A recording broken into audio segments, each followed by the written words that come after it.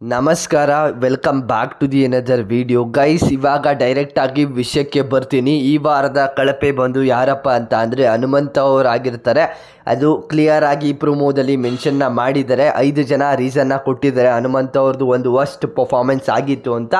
ಅದೇ ರೀತಿ ಎಲ್ಲರಿಗೂ ಡೌಟ್ ಇದ್ದೇ ಇರುತ್ತೆ, ಯಾರು ಉತ್ತಮ ಆಗಿರ್ತಾರೆ, ಯಾರು ಕ್ಯಾಪ್ಟನ್ಸಿಯಲ್ಲಿ ಕ್ಯಾಪ್ಟನ್ ಆಗಿರ್ತಾರೆ ಅಂತ. ಆ್ಯಕ್ಚುಲಿ ಕ್ಯಾಪ್ಟನ್ಸಿ ಟಾಸ್ಕ್ಗೆ ಯಾರಪ್ಪ ಸೆಲೆಕ್ಟ್ ಆಗಿದ್ರು ಅಂದರೆ ಭವ್ಯ ಟೀಮ್ ಅವ್ರು ಸೆಲೆಕ್ಟ್ ಆಗಿರ್ತಾರೆ. ಇದನ್ನು ಕೇಳಿದರೆ ನೀವು ಸ್ವಲ್ಪ ಶಾಕ್ ಆಗ್ತೀರಾ ಅಂತಲೇ ಹೇಳ್ಬೋದು. ಇವಾಗ ಆ್ಯಕ್ಚುಲಿ ಕ್ಯಾಪ್ಟನ್ ಬಂದು ಯಾರಪ್ಪ ಅಂತ ಅಂದರೆ ಹ್ಯಾಟ್ರಿಕ್ ಕ್ಯಾಪ್ಟನ್ ಅಂತಲೇ ಹೇಳ್ಬೋದು. ಇದುವರೆಗೂ ಯಾರು ಕೂಡ ಆಗಿಲ್ಲ, ಈ ಸೀಸನ್ವರೆಗೂ ಯಾರು ಕೂಡ ಆಗಿರಲಿಲ್ಲ, ಇವಾಗ ಆಗಿದ್ದಾರೆ. ಭವ್ಯ ಅವರು ಇವಾಗ ಕ್ಯಾಪ್ಟನ್ಸಿ ಟಾಸ್ಕಲ್ಲಿ ಗೆದ್ದು ಕ್ಯಾಪ್ಟನ್ ಆಗಿದ್ದಾರೆ. ಈ ವೀಕು ಕೂಡ, ಲಾಸ್ಟ್ ವೀಕು ಅವರೇ ಇದ್ದರು, ಈ ವೀಕು ಕೂಡ ಅವರೇ ಇದ್ದಾರೆ. ನೆಕ್ಸ್ಟ್ ವೀಕು ಸೇವ್ ಆಗ್ತಾರೆ. ನಿಮ್ಗೇನು ಅನಿಸುತ್ತೆ ಅಂತ ಕಮೆಂಟ್ ಸೆಕ್ಷನಲ್ಲಿ ಕಮೆಂಟ್ ಮಾಡಿ. ಒಂದು ಅದೃಷ್ಟನ ಲಕ್ಕ ಅಂತ ಕಮೆಂಟ್ ಸೆಕ್ಷನಲ್ಲಿ ಕಮೆಂಟ್ ಮಾಡಿ. ಗೊತ್ತಾಗ್ತಿಲ್ಲ ಏನಾಗ್ತಿದೆ, ಯಾವ ರೀತಿ ಕ್ಯಾಪ್ಟನ್ಸಿ ಟಾಸ್ಕ್ ಇತ್ತು ಅಂತ. ನಾನು ಕ್ಲಿಯರ್ ಆಗಿ ಹೇಳ್ತೀನಿ ಏನಕ್ಕೆ ಅವರು ಕ್ಯಾಪ್ಟನ್ಸಿ ಆದರು ಅಂತ. ನೀವು ಎಲ್ಲಾನು ನೋಡ್ತಾ ಇರ್ಬೋದು, ಇಲ್ಲಿ ಒಂದು ಇಮೇಜ್ ಕಾಣುತ್ತೆ. ಹನುಮಂತ್ ಅವರು ಕಳಪೆ ಬಂದಾದ್ಮೇಲೆ ಯಾವಾಗ್ಲೂ ಕೂಡ ಒಬ್ರು ಕ್ಯಾಪ್ಟನ್ನು ಅವ್ರನ್ನ ಕರ್ಕೊಂಡು ಬಂದು ಸೆಲ್ಗೆ ಹಾಕ್ತಾರೆ. ಅವಾಗ ಲಾಕ್ ಕೂಡ ಅವರೇ ಮಾಡೋದು.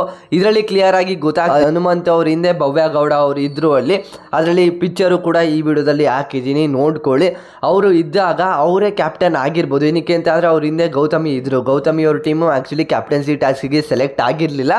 ಇವಾಗ ನೋಡ್ತಾ ಇದ್ರೆ ಅಫಿಷಿಯಲ್ ಆಗಿ ಇವಾಗ ಕ್ಯಾಪ್ಟನ್ ಆಗಿರೋದು ಯಾರಪ್ಪ ಅಂತ ಅಂದರೆ ಭವ್ಯ ಗೌಡ ಅವರು ಕ್ಯಾಪ್ಟನ್ ಆಗಿರ್ತಾರೆ. ಅದೇ ರೀತಿ ಇನ್ನೊಂದು ವಿಚಾರಕ್ಕೆ ಬಂದರೆ ಉತ್ತಮ ಯಾರಿಗೆ ಸಿಕ್ಕಿದೆ ಅಂತ ಹೇಳೋದಾದರೆ ಮಂಜು ಅವ್ರಿಗೆ ಸಿಕ್ಕಿದೆ. ರಿಪೋರ್ಟ್ಸ್ ಇದು, ಅಪ್ಡೇಟ್ ಇದು, ಯಾವುದೇ ರೀತಿ ಫೇಕ್ ಅಲ್ಲ. ಹೋಗಿ ಎಪಿಸೋಡ್ ನೋಡಿ ಗೊತ್ತಾಗುತ್ತೆ ಯಾರಿಗೆ ಅಂತ. ನನ್ನ ಪ್ರಕಾರ ರಜತ್ ಇಲ್ಲ ಅಂದರೆ ಮಂಜು ಇರುತ್ತೆ. ಒಟ್ಟಿನಲ್ಲಿ ರಿಪೋರ್ಟ್ಸ್ ಪ್ರಕಾರ ಮಂಜು ಅವ್ರಿಗೆ ಉತ್ತಮ ಸಿಕ್ಕಿದೆ.